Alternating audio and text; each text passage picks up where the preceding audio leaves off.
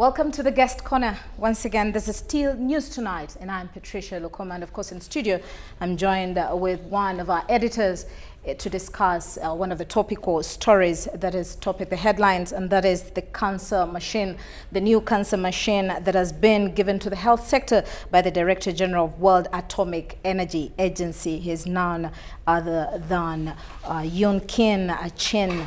Well, of course, 2 years ago, one of the cancer machines at Mulago broke down, and that meant really chaos in the health sector. We saw a lot of patients being transferred to different hospitals, and this was quite a huge problem. But having the ambassador, Yukiya Amano, for his strong commitment is quite something. In studio here, I'm with Ahabyona Fransisco to give us details on what his perception on this particular story. First and foremost, you've worked on this story. You've made the decision to top this story as one of the top stories True. in our bulletin. True. Why could that be the reason? You know, cancer, before it was HIV/AIDS, the song went on, but now it is cancer. And cancer is now a health problem in the whole country, in the whole world. Earlier on, maybe we thought maybe our poor eating habits, but even the Europeans, the Americans also having a problem of cancer. So when it comes to Uganda, the issue of cancer becomes paramount. True. And when we are looking at it, it affects women, it affects our mothers, breast cancer, cervical cancer, everything, name it. When it comes to children, it's the same thing. We are told that our eating habits, our lifestyles, are partly maybe to blame for that. But what do experts say? Experts say that we have 800,000 cases of cancer. And you know, cancer is a non-communicable 800,000 cases of cancer annually, or it's a general? At a given time. Okay. We have that cancer, that figure. Okay. And what does that one mean? Those are the cases that have reported. We have, you know, here we have beliefs in so many things. We have belief in witchcraft. Someone, you wake up one day, you don't feeling well, then you say, I'm not feeling well, then you go to bed. Actually, the next time is that you have. You see you are developing something. And what is cancer? Cancer is an abnormal multiplication of cells in the body. Okay. It's caused by so many things. Speaking like a true doctor. True. Though I'm not a doctor, but I have that oversight. Okay. Now, when it comes to a journalist, and you see, we stand in between policy and the audience. And what does that mean? That for anything that happens, we must act as a link. Exactly. When the cancer, you see, 2 years ago, our cancer machine at the Radiotherapy Institute in Mulago broke down.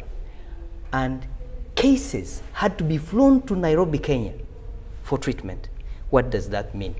Chaotic. My grandmother down, whose money I cannot afford, even transport, will not go to Nairobi, Kenya. Of course, they will tell you government does this, but there are those costs that are incurred by the caretakers, by whoever. Now that one becomes a problem. How do we look at that? Those cases affecting mothers, affecting children, affecting young people, in fact, the productive age usually get affected. We have lost so many people. We lose academicians, we lose all types. So when the cancer machine comes back now, 2 years later, and our patients will now have to go to Mulago for treatment, then it is something that is very important. True. So what you're trying to say is that Ambassador Yukiya Amano has really done something really nice, especially for the health sector. But now what we want to understand, what's the capacity of this cancer machine, to what you understand? Experts tell us that for now, it will contain most of the cases at a given time. Okay. That means, you know, it's better when you have hope than no hope at all.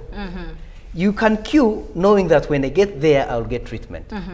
Other than waiting around, maybe a chance will fall on you, a dice will fall on you, and then you are flown to Kenya for treatment. And that one also has got economic impact on our lives, because government has to spend money to take patients outside and then bring back, look after them like that.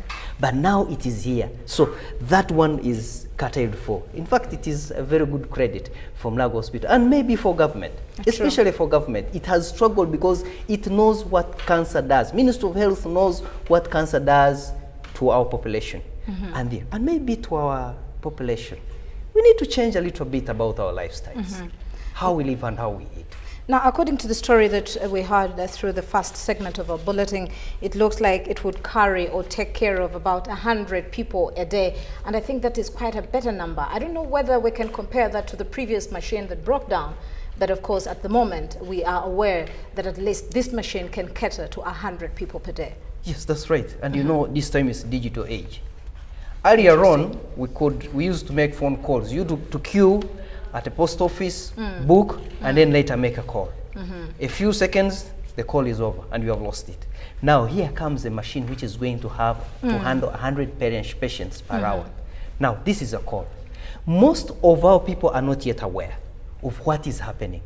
And it is very important that information or word passes out, because even next door, people may not know who is suffering and what is happening.